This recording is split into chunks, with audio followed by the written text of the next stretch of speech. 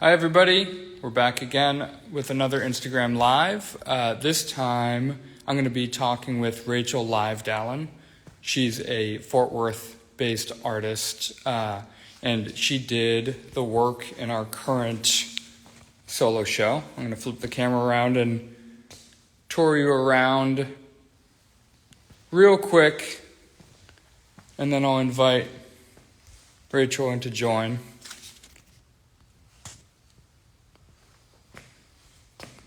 We're joined by this giant vinyl too that we'll talk about. Let's see if I can get Rachel in. This always takes me a second.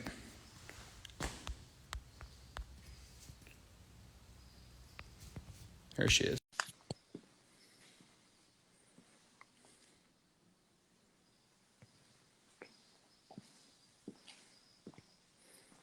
Awesome looking show. So I sent Rachel. Oh, there you are. Hey, Rachel. Hi. How are you? Good. How are you? I'm good. I'm excited to talk about this one. Yeah, me too. Are you in the studio?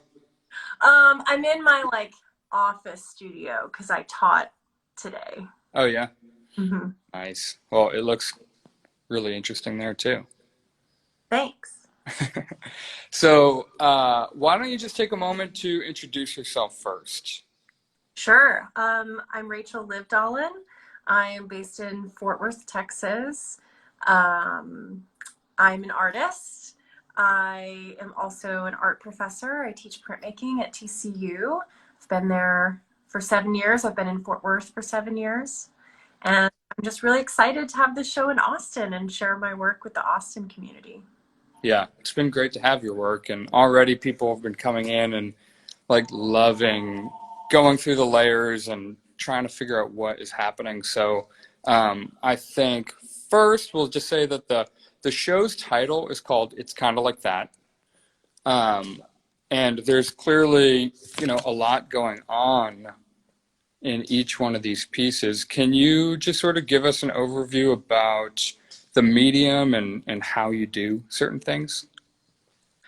Sure. Well, do you want me to talk a little bit about the title first? Yeah, I think it ties in nicely too. Yeah, I think it does as well. So, I mean, you mentioned layers already, and that to me is the main focus of the exhibition. So there's layers of material, of media, there's layers of process, and then there's layers of imagery. So there's a lot of different images and references and iconography in each piece. So the show is called It's Kind of Like That, referencing all of these different layers and these different points of cultural connections. So there's images and references from art history, from popular culture. There's printed ephemera like stickers and confetti and things like that. And they all, don't necessarily have a linear connecting point. For me, they do relate. They relate in terms of ideas of representation and cultural value, and really they relate to me too. So the title of It's Kind of Like That is a way of bringing these disparate things together. And I really like that phrase, it's kind of like that, because it's what we say when we're trying to describe something without actually describing the thing itself. So it's describing something by bringing in other ideas or other elements, similarities. So it's kind of like that is describing things that almost they cross but never meet. Right. So it's kind of like printmaking, but it's painting. Yeah. Yeah. And then it's kind of like the representation of, so that actually brings us to the next point there. Let's talk specifically about some of the imagery. For instance, there's these Greco-Roman busts featured in your work. Of course, there's this massive wall vinyl Greco-Roman bust, but these appear over and over again So, and then of course the connections to like 90s girl culture is just in the color palette and in the florals and the hearts and the shapes. Um, how are those kind of like each other? Um, well, for there's a part of it where they're kind of not like each other, but then they are kind of like each other because to me they're all gendered references and they all occupy a place in the cultural consciousness. They're coming from different sources, from different Mhm. worlds or different realms. So I use a lot of Greco-Roman imagery, specifically of female statuary. And I'm thinking about Greco-Roman era as almost like this starting point of the history of Western art. So classical sculptures appear during the Greco-Roman era, and then they kind of keep coming back throughout the trajectory of Western art history. So they're really important culturally. And I work with printed materials, so they're coming from textbooks, which is significant because it's referring to like the academic side of art history, or using textbook imagery is referring to their significance in culture. So I have all these cutouts around, and I just decided to start collaging them with other things I had on hand. And I collect a lot of like dumb stuff around my studio that I make collages with, like sheets of stickers and like different printed paper, things that like when you walk through the stationery aisle at a store, you're like, oh, I'm never gonna write on that notepad, but I like have to have it because it's Yeah. beautiful. So there's this like allure to the aesthetics and an allure to the iconography. And that's a huge commonality between these works from art history and these uh, elements from popular culture. Yeah. I love that. I think you said that so well too. So let's talk too about like this piece in particular. I feel like these colorful elements, they're very specific. Yeah. Can you describe what those are? Sure. So a couple of years ago, in fact, I have an older work behind me. A couple of years ago, I started working with these color palettes. I mean, I love color. I also started teaching like a 2D design class where we cover color theory. So I think I spent a little bit more attention to color itself on its own. And I was thinking about like those plastic art sets, these plastic activity sets that are especially marketed to beginners or kids really. And you open up these art palettes and all of the color is organized in this really precise, beautiful way. So it's art materials, like the potential of making art and the color itself, but it's structured, it's organized. And I started to draw comparisons between these art sets and the way that cosmetic products are contained and marketed as well. So that's why when you see color, especially in that piece, it's in these like really grid like uh, precise shapes. Even like some of the rectangles have those rounded edges that you'll see in like watercolor palettes. And they follow, I'm trying to be really precise in my color mixing. So I'm trying to almost mimic the way that art sets are organized, like copying that color. And then I'll even like go on Sephora's website and take screenshots of these different makeup or eyeshadow palettes, and I'll try to mix the color as close as I can get it. So there again, there's these like two different references. There's like Mhm. art sets and makeup palettes.